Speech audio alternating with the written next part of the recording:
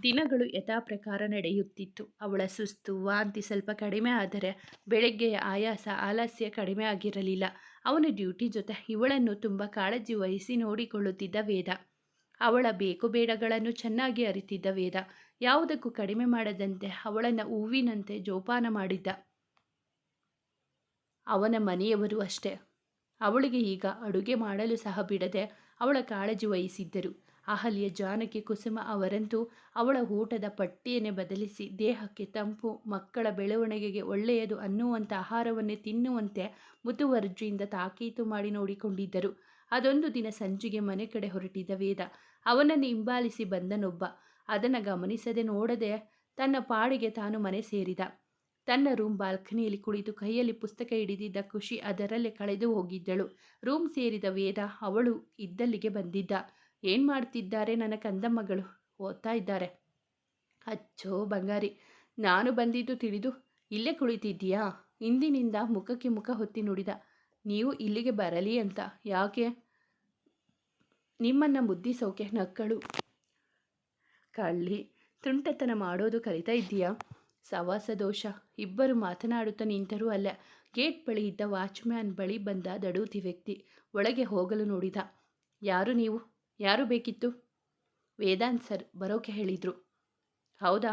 ನನಗೆ ಒಳಗೆ ಬಿಡೋಕೆ ಹೇಳಿಲ್ಲ. ಕೇಳ್ತೀನಿ ಇರಿ. ಅಯ್ಯೋ ಮರ್ತಿರ್ಬೇಕು. ಅದನ್ನು ಏನು ಕೇಳ್ತೀರಾ? ನನ್ನ ಹಿಂದೆ ಬಾ ಅಂದಿದ್ರು. ನಾನು ಸ್ವಲ್ಪ ನಿಧಾನಕ್ಕೆ ಬಂದೆ. ಅವರು ಈಗ ತಾನೇ ಸ್ಟೇಷನಿಂದ ಬಂದರು ಅಲ್ವಾ? ನುಡಿದವನು ಸುಳ್ಳು ಮಾತು ನಂಬಿ ಒಳಗೆ ಬಿಟ್ಟ ವಾಚ್ಮ್ಯಾನ್. ಬಾಲ್ಕನಿಯಲ್ಲಿ ನಿಂತು ಹೆಂಡತಿಯೊಡನೆ ತಮಾಷೆ ಮಾಡುತ್ತಾ ನಗುತ್ತಾ ಇದ್ದವನನ್ನು ನೋಡಿ ಅವನ ಕಡೆಗೆ ಗನ್ ತೆಗೆದು ಗುರಿ ಇಟ್ಟಿದ್ದ ಬಂದಿದ್ದ ವ್ಯಕ್ತಿ.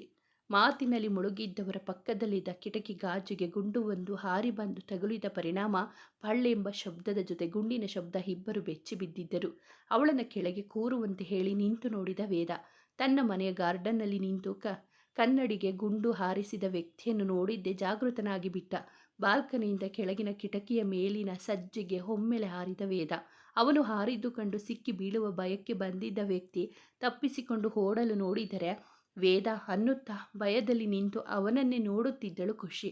ಕಿಟಕಿ ಮೇಲಿನ ಸಜ್ಜೆಯ ಮೇಲೆ ಹಾರುತ್ತಾ ಸಿಕ್ಕ ಚಿಕ್ಕ ಚಿಕ್ಕ ಪುಟ್ಟದರ ಮೇಲೆ ಕೈಕಾಲು ಇಟ್ಟು ಎರಡು ಜಿಗಿತಕ್ಕೆ ಕೆಳಗೆ ಹಾರಿದ ವೇದ. ಕ್ಷಣವು ತಡಮಾಡದೆ ಓಡಿದವನ ಬೆನ್ನತ್ತಿದ ತಾನು ಅವನ ಹಿಂದೆ ಓಡುತ್ತಾ ನಿಂತಲ್ಲೇ ನಿಂತು ನೋಡುತ್ತಿದ್ದ ಖುಷಿ ಗುಂಡಿನ ದಾಳಿಗೆ ಎಷ್ಟು ಎದರಿದ್ದಳೋ ಅದಕ್ಕೂ ಜಾಸ್ತಿ ಆಶ್ಚರ್ಯವಾಗಿದ್ದು 2 ಫ್ಲೋರ್ನಿಂದ ಕೆಳಗೆ ಜಿಗಿದು ಹಾರಿ ಕ್ಷಣದಲ್ಲೇ ಮಾಯವಾದ ಗಂಡನ ಸಾಹಸಕ್ಕೆ. ಅಬ್ಬ! ಎದೆ ಮೇಲೆ ಕೈ ಇಟ್ಟುಕೊಂಡು ನಿಂತುಕೊಳ್ಳಲು ಉಸಿರಾಟ ಹೆಚ್ಚಾಗಿ ಅವಳ ಕೈಕಾಲುಗಳು ನಡುಗಲು ಶುರುವಾಗಿತ್ತು. ವೇದನೆ ಹಿಂದೆ ರಿಷಿ, ಕಾರ್ತಿ ಇಬ್ಬರು ಓಡಿದರು. ಶ್ರೇಯ ಜೊತೆ ಅಲ್ಲಿ ತಮಾಷೆ ಮಾಡುತ್ತಾ ಅಂಗಳದಲ್ಲಿ ನಿಂತಿದ್ದವರಿಗೆ ಗೇಟ್ ದಾಟಿ ಒಳಗೆ ಬಂದವನು ಕಾಣಿಸಲಿಲ್ಲ. ಇವರಿಗೆ ಗಮನ ಕೊಟ್ಟು ನೋಡಲಿಲ್ಲ ಅಂದರೂ ತಪ್ಪಿಲ್ಲ. ಒಮ್ಮೆಲೆ ಹಾರಿದ ಗುಂಡಿನ ಶಬ್ದಕ್ಕೆ ಮನೆ ಒಳಗಿನವರು ಬೆಚ್ಚಿದರು. ಜೊತೆಗೆ ಈ ಮೂವರು. ತಕ್ಷಣಕ್ಕೆ ಇಲ್ಲಿ ಏನಾಯಿತು ಅರಿಯಲಿಲ್ಲ. ಒಬ್ಬರು ವೇದ ಕೆಳಗೆ ಹಾರಿದಾಗ ಅಲ್ಲಿಂದ ಕಾಲ್ಕಿತ್ತವನ ಕಂಡು ಪರಿಸ್ಥಿತಿ ಅರಿತ ಹುಡುಗರು ವೇದನ ಜೊತೆ ತಾವು ಹಿಡಿಯಲು ಜೊತೆಯಾಗಿ ಓಡಿದರು. ಮನೆ ಹೊರಗೆ ಬಂದು ನೋಡಿದ ಮನೆಯವರೆಲ್ಲ ಇನ್ನು ಬಾಲ್ಕನಿಯಲ್ಲಿ ದರ ಬಡಿದವಳಂತೆ ನಿಂತಿದ್ದ ಹುಡುಗಿಯನ್ನು ನೋಡಿ ಆಗಿದ್ದು ಏನು ಅನ್ನೋದು ಅರಿತು ಬಿಟ್ಟರು. ತಡ ಮಾಡದೆ ಮೇಲೆ ನಡೆದರು ಎಲ್ಲ ಅವಳ ಬಳಿಗೆ. ಬೆನ್ನಟ್ಟಿ ಓಡಿದ ವೇದನ ಕೈಗೆ ಸಿಕ್ಕಿ ಬಂದಿದ್ದ ವ್ಯಕ್ತಿ. ಮನೆಯವರು ಬಂದಾಗ ಅಲ್ಲಿ ಭಯದಲ್ಲಿ ನಿಂತಿದ್ದವಳ ಕಂಡು ನೀರು ಕುಡಿಸಿ ಸಮಾಧಾನಿಸುತ್ತಾ ನಿಂತರು ಎಲ್ಲ. ಅವಳಿಗೆ ಮಾತ್ರ ಇನ್ನೂ ಕಣ್ಣಿಗೆ ಕಟ್ಟಿದಂತೆ ಇದೆ. ಕಿಟಕಿಯನ್ನು ಸೀಳಿದ ಗುಂಡಿನ ನರ್ತನ, ಜೊತೆಗೆ ಅವನ ಜಿಗಿತ, ಸಾಹಸಮಯ ದೃಶ್ಯ. ಅವಳಿಗೆ ಧೈರ್ಯ ನೀಡಲು ಆತನೇ ಬರಬೇಕು ಹೊರತು ಬೇರೆ ಯಾರಿಂದಲೂ ಅವಳ ಮನಃಶಾಂತಿಗೊಳಿಸಲು ದಾರಿ ಎಂದು ಇಲ್ಲ. ಚಿಕ್ಕ ಪುಟ್ಟ ವಾಹನಗಳನ್ನು ದಾಟಿಕೊಂಡು ಓಡುತ್ತಿದ್ದವನ ಕಾಲಿಗೆ ಬಂದು ಬಿದ್ದಿದ್ದು ವೇದ ಹಾರಿಸಿದ ಬುಲೆಟ್.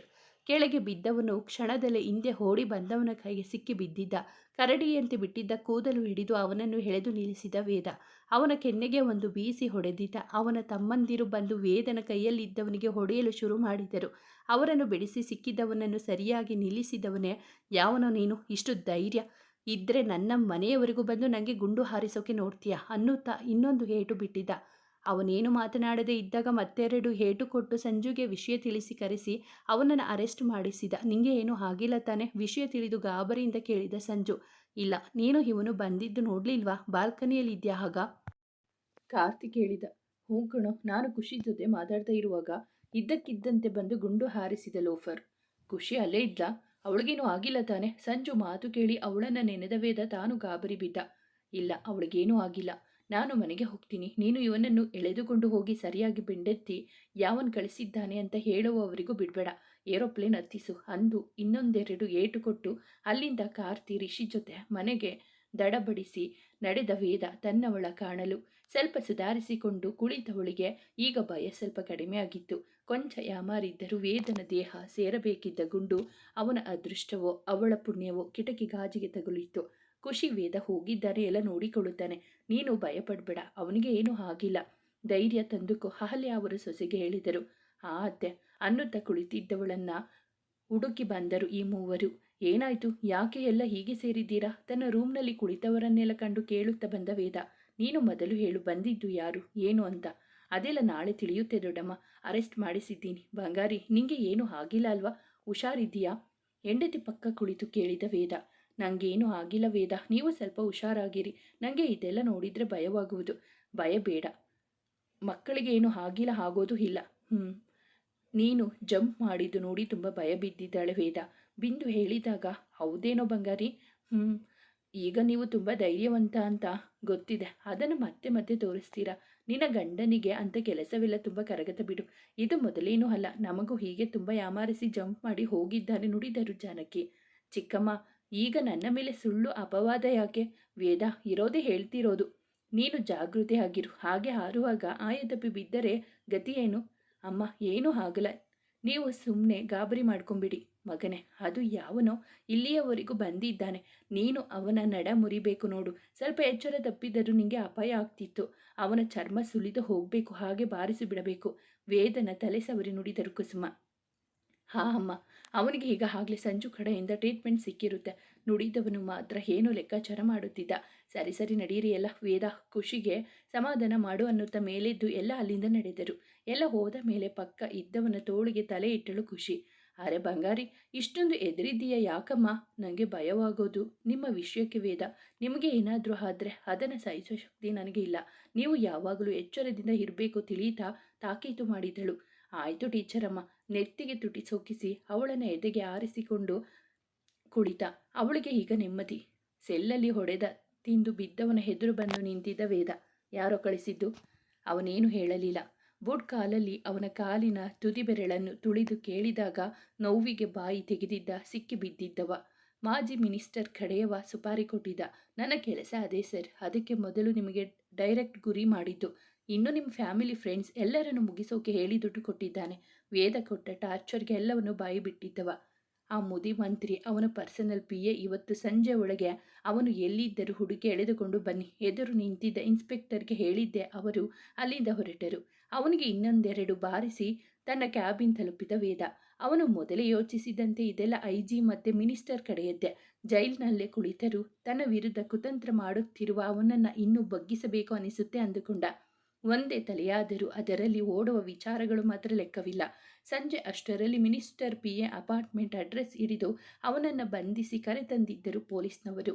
ವೇದನ ಕೋಪ, ಆವೇಶ ಎಲ್ಲವೂ ಮೊದಲೇ ನೋಡಿ ತಿಳಿದಿದ್ದ ಆತ ವೇದ ಕೇಳುವ ಮೊದಲೇ ಬಾಯಿ ಬಿಟ್ಟಿದ್ದ.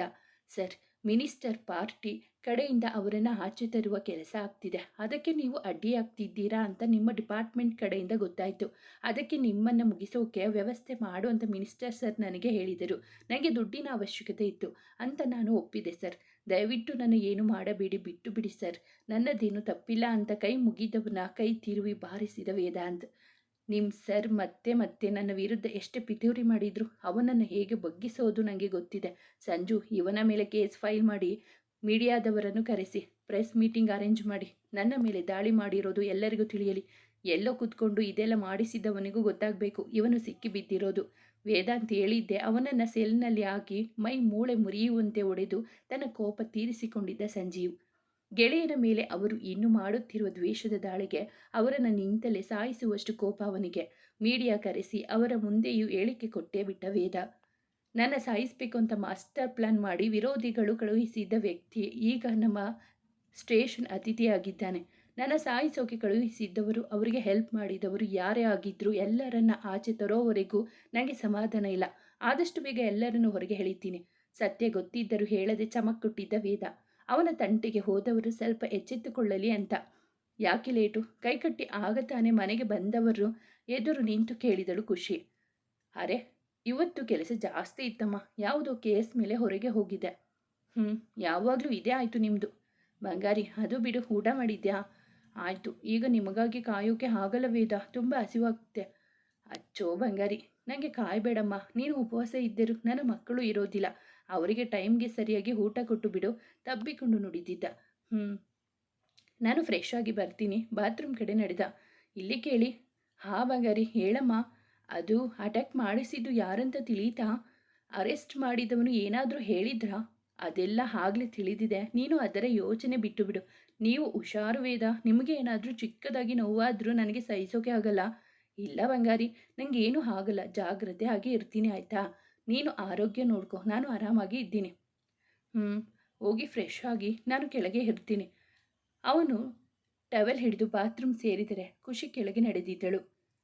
ಎಲ್ಲರಿಗೂ ನಿನ್ನೆ ನಡೆದ ಘಟನೆಯ ಬಗ್ಗೆ, ಆದರೆ ಹಿಂದೆ ಇರುವ ವ್ಯಕ್ತಿ ಬಗ್ಗೆ ಕೇಳುವ ಆತುರ.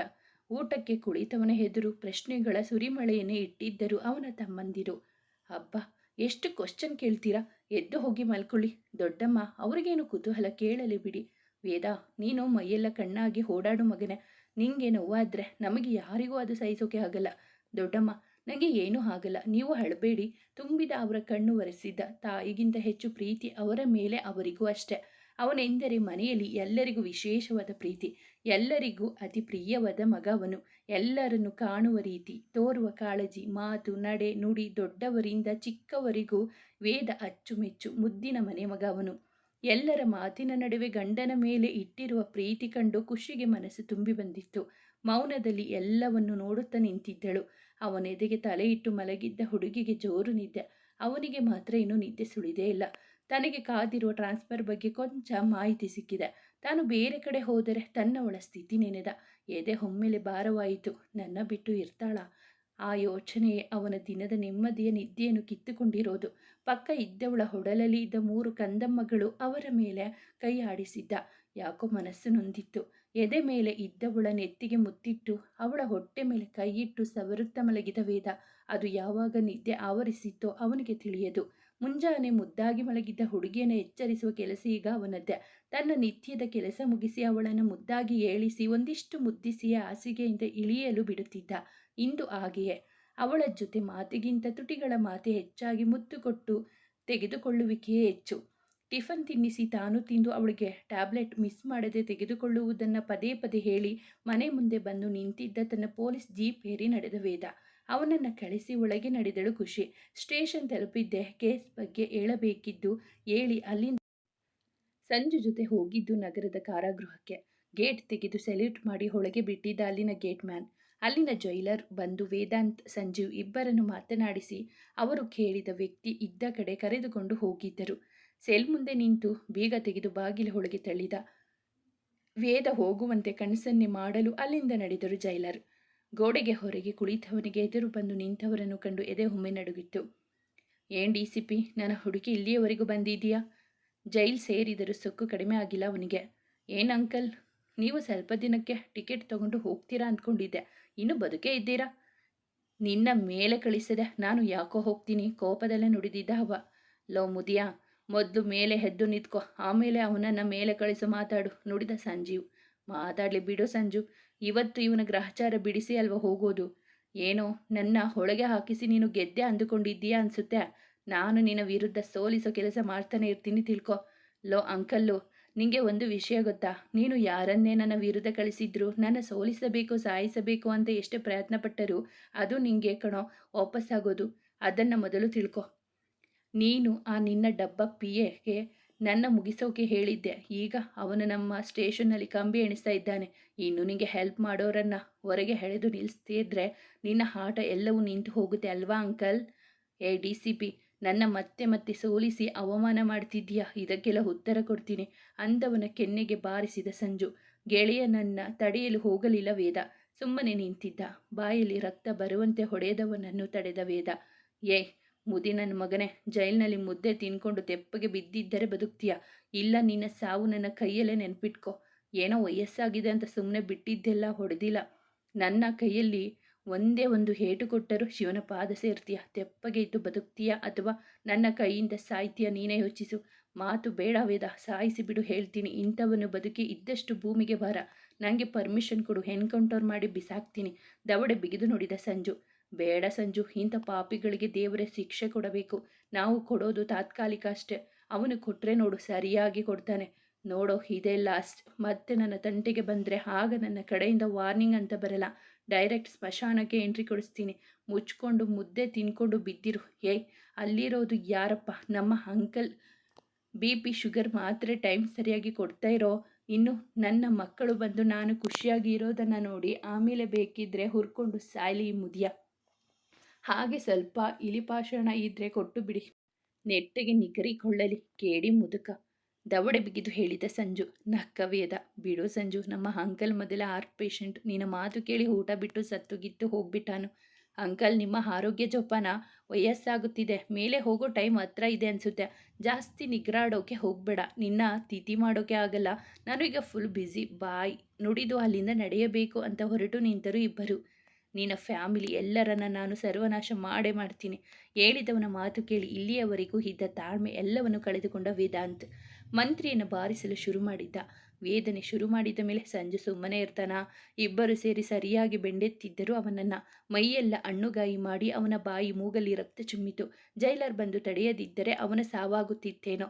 ಸರ್, ಲಾಕಪ್ ಡೇಟ್ ಆಗುತ್ತೆ ಬಿಡಿ ಸರ್ ಪ್ಲೀಸ್. ಹೇಳಿದವರ ಮಾತಿಗೆ ಬೆಲೆ ಕೊಟ್ಟು ಮತ್ತೊಮ್ಮೆ ಎಚ್ಚರಿಸಿ ಅಲ್ಲಿಂದ ನಡೆದರು ಗೆಳೆಯರಿಬ್ಬರು. ಅಂತೂ ಮತ್ತೊಮ್ಮೆ ಬಂದಿದ್ದ ಸಮಸ್ಯೆಯನ್ನು ಅಲ್ಲೇ ತಡೆದು ನಿಲ್ಲಿಸಿದ ವೇದನ ಟ್ರಾನ್ಸ್ಫರ್ ಬಗ್ಗೆ ಎಲ್ಲ ರೆಡಿ ಮಾಡಿಕೊಂಡಿದ್ದ ಐಜಿಗೆ ಅವನು ಮಂತ್ರಿಗೆ ಕೊಟ್ಟ ಎಚ್ಚರಿಕೆಯ ಬಗ್ಗೆ ತಿಳಿಯುತ್ತಿದ್ದಂತೆ ಅಲ್ಲಿಯೇ ಆ ವಿಷಯವನ್ನು ಕೈಬಿಟ್ಟಿದ್ದರು. ಅದು ವೇದನ ಗಮನಕ್ಕೂ ಬಂದಿತ್ತು.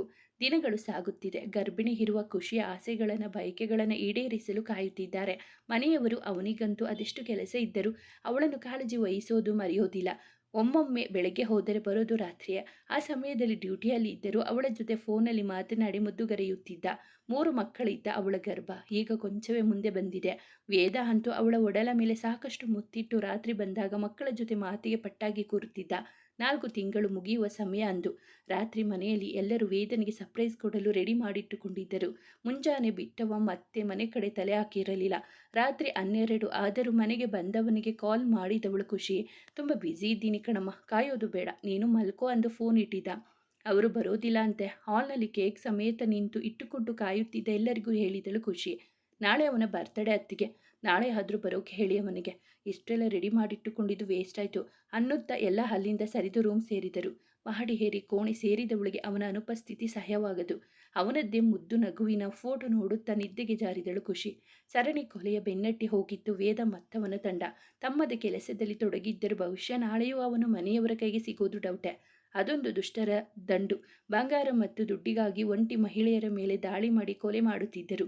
ಸಿಟಿ ತುಂಬ ಅದೇ ಮುಂದುವರೆದಾಗ DCP ACP ಜೊತೆ ಒಂದು ತಂಡ ರಚಿಸಿ ಅದರ ಬೆನ್ನಟ್ಟಿ ಹೋಗಿದ್ದರೆಲ್ಲ. ಅದೊಂದು ಗುಪ್ತ ಕಾರ್ಯಾಚರಣೆ.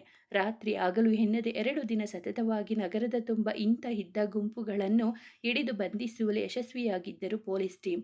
ಅತ್ತಿಗೆ, ಇವನು ಇನ್ನೂ ಬಂದಿಲ್ಲ. ಬ್ಯುಸಿ ಇದ್ದಾರೆ ಶಶಾಂಕ್. ಯಾವಾಗಲೂ ಅದೇ ಅವನು, ಬ್ಯುಸಿ ನುಡಿಯುತ್ತಾ ಎದ್ದು ನಡೆದವ. ಅತ್ತಿಗೆ, ಈಗೊಮ್ಮೆ ಕಾಲ್ ಮಾಡಿ ಕೇಳಿ ಬರ್ತಾನೇನೋ. ಮಾಡಿದೆ ವಸಂತ್, ಪಿಕ್ ಮಾಡ್ತಿಲ್ಲ. ನೋಡೋಣ, ಇವತ್ತು ಸಂಜೆವರೆಗೂ ಟೈಮ್ ಇದೆ. ಅವನ ಕೆಲಸನೇ ಹಾಗೆ, ಏನು ಮಾಡೋಕೆ ಆಗಲ್ಲ ಬಿಡಿ, ಬೇಜಾರು ಮಾಡ್ಕೊಬೇಡಿ. ಖುಷಿ, ನೀನು ಜಾಸ್ತಿ ಬೇಸರ ಮಾಡ್ಕೊಬೇಡಮ್ಮ. ಇಲ್ಲ ಅತ್ತೆ, ಆದರೂ ನನ್ನ ಬರ್ತ್ಡೇಗೆ ಅಷ್ಟೇ ಅಲ್ಲ ಮಾಡಿ ಅವರ ಬರ್ತ್ಡೇಗೆ ಮನೆಗೂ ಕೂಡ ಬಂದಿಲ್ಲ ಅಂದರೆ. ಅವಳ ಮಾತು ನಿಂತು ಅಳು ಬಂದಿತ್ತು. ಅರೆ ಖುಷಿ, ಹಾಗೆಲ್ಲ ಅಳಬೇಡ. ಈ ಟೈಮ್ನಲ್ಲಿ ಅಳೋದು ಬೇಸರ ಎಲ್ಲ ಮಾಡ್ಕೊಬೇಡ. ನನ್ನ ಮಗನ ಪ್ರಾಣನೇ ನೀನು. ನೀನೇ ಬರ್ತಡೇ ಅಂದರೆ ಅವನಿಗೆ ಹಬ್ಬ ಕಣಮ್ಮ, ಅದಕ್ಕೆ ಅಷ್ಟೆಲ್ಲ ಮಾಡಿದ್ದು. ನನಗೆ ನಿಮಗೆಲ್ಲ ಅವರು ಅಂದರೆ ತುಂಬ ಪ್ರೀತಿ ಅಲ್ವಾ. ಅವರ ಹುಟ್ಟುಹಬ್ಬ ನಮಗೂ ಹಬ್ಬದ ಫೀಲ್. ಕಾಯೋದು ಬೇಸರ ಇಲ್ಲ. ಆದರೆ ಮನೆ ಅಂತ ಬರದೇ ಇರುವಷ್ಟು ಬ್ಯುಸಿ ಆಗ್ತಾರೆ. ಅದೇ ಸ್ವಲ್ಪ ಮನಸ್ಸಿಗೆ ನೋವು ನೀಡೋದು. ಅಳಬೇಡ ಮಗಳೇ. ಈ ಟೈಮ್ನಲ್ಲಿ ನೀನು ನಿನ್ನ ಹೊಟ್ಟೆಯಲ್ಲಿ ಇರೋ ಮಕ್ಕಳು ಅವನ ಅಪ್ಪನ ಮೇಲೆ ಮುನಿಸಿಕೊಳ್ಳುತ್ತಾರೆ ನೋಡು. ನಕ್ಕಳು ಖುಷಿ. ಎಲ್ಲ ಅವರ ಅಪ್ಪನ ಥರಾನೇ ಇರ್ತಾರೆ ಅತ್ತೆ, ನೋಡಿ ಬೇಕಿದ್ದರೆ ನಗುತ್ತಾ ನುಡಿದಳು. ಎಲ್ಲರ ಮಾತಿನ ನಡುವೆ ಸಮಯ ಸರಿದಿತ್ತು. ಮಧ್ಯಾಹ್ನ ಹೋಗಿ ಸಂಜೆ ಆಯಿತು. ಅವನ ಫೋನ್ ರಿಂಗ್ ಆದರೂ ಉತ್ತರಿಸುತ್ತಿಲ್ಲ. ಸಂಜೆ ಕಳೆದು ರಾತ್ರಿಯಾದರೂ ಯಾವ ಸುಳಿವಿಲ್ಲ. ಎಲ್ಲರ ಕಾಯುವಿಕೆ ಮುಗಿದು ಸುಮ್ಮನಾಗಿ ಬಿಟ್ಟಿದ್ದರು. ಮತ್ತೇನಾದರೂ ಸಮಸ್ಯೆ ಆಗಿರಬಹುದಾ ಯೋಚಿಸಿದವಳಿಗೆ ರಾತ್ರಿ ಆದರೂ ನಿದ್ದೆ ಇಲ್ಲ. ಎಷ್ಟೇ ಒದ್ದಾಡಿದರೂ ನಿದ್ದೆ ಸುಳಿಯುತ್ತಿಲ್ಲ. ನನ್ನ ಕೈಗೆ ಸಿಗಬೇಕು ನೀವು. ಆಗ ಇರೋದು ನಿಮಗೆ. ಮನೆ ಮಕ್ಕಳು ಹೆಂಡತಿ ಯಾರೂ ಬೇಕಿಲ್ಲ. ಕೆಲಸವೊಂದು ಇದ್ದರೆ ಸಾಕು. ನಾಳೆ ಬೆಳಿಗ್ಗೆ ಒಳಗೆ ಬರದೇ ಇರಲಿ. ಹುಡುಕಿ ಹೋಗ್ತೀನಿ. 2 ದಿನ ಮುಖ ತೋರಿಸದೆ ಮಾತನಾಡದೇ ಇದ್ದೀರಾ. ನೀವು ಸಿಕ್ಕಾಗ ನಾನು ಮಾತನಾಡೋದಿಲ್ಲ. ಅವನ ಫೋಟೋ ನೋಡುತ್ತಾ ನುಡಿದಳು. ಅದನ್ನು ಎದೆಗೆ ಅವಚಿಟ್ಟುಕೊಂಡಳು. ಆದರೂ ಅದೇನೋ ಮೋಡಿ ಮಾಡಿದ್ದೀರಾ. ಬಂಗಾರಿ ಅನ್ನುವ ಒಂದು ಮಾತಿಗೆ ನಾನು ಕೋಪ ತಾಪ ಎಲ್ಲ ಕರಗಬೇಕು. ಹಾಗೆ ಮಾತಾಡ್ತೀರಾ. ಫೋಟೋದಲ್ಲಿ ಇದ್ದವನನ್ನೇ ನೋಡುತ್ತಾ ನುಡಿದವಳೆ ಅದರಲ್ಲೇ ಅವನನ್ನು ಮುದ್ದಿಸಿ ಬಿಟ್ಟಳು. ಅಷ್ಟು ಮುದ್ದಾಗಿರುವಾಗ ಮುದ್ದಿಸದೇ ಇರಲು ಸಾಧ್ಯವೇ? ಇಲ್ಲವೇ ಇಲ್ಲ. ಮುಂಜಾನೆ ತಂಪಲ್ಲಿ ಕಣ್ಣು ಬಿಟ್ಟವಳ ಗಮನ ಹೋಗಿದ್ದು ಪಕ್ಕಕ್ಕೆ. ಆದರೂ ಅಲ್ಲಿ ಖಾಲಿ ಖಾಲಿ. ಬಂದೇ ಇಲ್ವ ಇವರು ಛೆ ಅನ್ನುತ್ತಾ ಸಪ್ಪೆ ಮುಖದಲ್ಲೇ ಎದ್ದು ಬಾಲ್ಕನಿಯಲ್ಲಿ ನಿಂತು ಸ್ವಲ್ಪ ಹೊತ್ತು ಮೈ ಮುರಿಯುತ್ತಾ ಇದ್ದವಳು ಬಾತ್ರೂಮ್ ಸೇರಿದಳು ಸ್ನಾನಕ್ಕೆ. ಉಪಹಾರ ಸೇವಿಸಿ ಎಲ್ಲರೂ ಹೋದರೂ ಆತ ಬರದಿದ್ದಾಗ, ಅತ್ತೆ ನಾನು ಸ್ವಲ್ಪ ಆಚೆ ಹೋಗಿ ಬರ್ತೀನಿ ಅಂದಳು ಖುಷಿ ಕುಸುಮ ಅವರಿಗೆ. ಎಲ್ಲಿಗೆ ಈಗ? ಒಬ್ಬಳೇನಾ? ದೇವಸ್ಥಾನಕ್ಕೆ. ಅವರು ಯಾಕೋ ಇನ್ನೂ ಬಂದಿಲ್ಲ. ಭಯವಾಗ್ತಿದೆ ಅದಕ್ಕೆ. ಸರಿ ನಾನು ಬರ್ತೀನಿ ಬಾ. ಪರವಾಗಿಲ್ಲ ಅತ್ತೆ, ಶಶಾಂಕ್ ಇದ್ದಾನೆ, ಕರ್ಕೊಂಡು ಹೋಗ್ತೀನಿ. ಹೌದಾ, ಹುಷಾರು. ಅಂದವಳೆ ರೆಡಿಯಾಗಿ ಶಶಾಂಕ್ ಜೊತೆ ದೇವಸ್ಥಾನಕ್ಕೆ ಹೋಗಿ ದೇವರಲ್ಲಿ ತನ್ನವನ ಶ್ರೇಯಸ್ಸಿಗಾಗಿ ಬೇಡಿಕೆ ಇಟ್ಟಿದ್ದಳು. ಅತ್ತಿಗೆ ಹೋಗೋಣವಾ? ಹೊರಗೆ ಕುಳಿತಿದ್ದ ಖುಷಿ ಹತ್ತಿರ ಕೇಳಿದ ಶಶು. ನಿಂಗೆ ಏನಾದರೂ ಅರ್ಜೆಂಟ್ ಕೆಲಸ ಇದೆಯಾ? ಇಲ್ಲ, ನಿಮ್ಮನ್ನು ಮನೆಗೆ ಬಿಟ್ಟು ಕಂಪನಿ ಕಡೆ ಹೋಗ್ತೀನಿ. ಅರ್ಜೆಂಟ್ ಏನಿಲ್ಲ. ಹಾಗಾದರೆ ಸ್ಟೇಷನ್ ಕಡೆ ಹೋಗುವ? ಅಯ್ಯೋ ಅತ್ತಿಗೆ, ಈಗ ಯಾಕೆ ಅಲ್ಲಿಗೆ? ಅಣ್ಣ ಏನೋ ಕೇಸ್ ಮೇಲೆ ಬ್ಯುಸಿ ಇರ್ತಾನೆ, ಮನೆಗೆ ಬರ್ತಾನೆ ಬನ್ನಿ. ಇಲ್ಲ, ನಾನು ಅವರನ್ನು ನೋಡಲೇಬೇಕು ಪ್ಲೀಸ್ ಶಶು. ಎದ್ದು ನಿಂತು ಕೋರಿಕೆ ಇಟ್ಟಿದ್ದಳು. ಅಣ್ಣ ಅಲ್ಲಿ ಇಲ್ಲ ಅಂದರೆ? ಬ್ಯುಸಿ ಇರುವವನ ಮುಂದೆ ಹೋಗಿ ನಿಲ್ಲಲು ಭಯವಾಗಿ ಕೇಳಿದ. ಸಂಜು ಅಣ್ಣನಿಗೆ ಬೆಳಿಗ್ಗೆ ಕಾಲ್ ಮಾಡಿದ್ದೆ. ಅವರು ಮನೆಗೆ ಹೋಗಿಲ್ಲ, ಅಲ್ಲೇ ಇದ್ದಾರೆ. ಎಲ್ಲರೂ ಕೇಸ್ ಮೇಲೆ ಸ್ಟೇಷನ್ನಲ್ಲೇ ಇರೋದು ಅಂದರು. ಹೋಗೋಣ ಪ್ಲೀಸ್. ಇಲ್ಲ, ನಾನು ಒಬ್ಬಳೇ ಹೋಗ್ತೀನಿ. ಅಯ್ಯೋ ಅಂಥ ಕೆಲಸ ಮಾಡಬೇಡಿ, ಬನ್ನಿ ಹೋಗೋಣ ಅಂದು ಇಬ್ಬರು ಕಾರ್ ಹತ್ತಿ ಹೋಗಿದ್ದು ವೇದನಿದ್ದ ಸ್ಟೇಷನ್ ಕಡೆಗೆ. ಸ್ಟೇಷನ್ ಎದುರು ಕಾರ್ ನಿಂತಿತ್ತು. ಒಳಗೆ ನಡೆದವರನ್ನು ನೋಡಿ ಗುರುತು ಹಿಡಿದರು ಅಲ್ಲಿನ ಸಿಬ್ಬಂದಿಗಳೆಲ್ಲ. ಮೊದಲೊಮ್ಮೆ ಕೇಸ್ ಮೇಲೆ ಖುಷಿ ಸ್ಟೇಷನ್ಗೆ ಅಪರಾಧಿಯಾಗಿ ಬಂದು ಕೂರುವಂತೆ ಆಗಿತ್ತು. ಅಲ್ಲಿಂದ ಎಲ್ಲರಿಗೂ ಗೊತ್ತಿತ್ತು.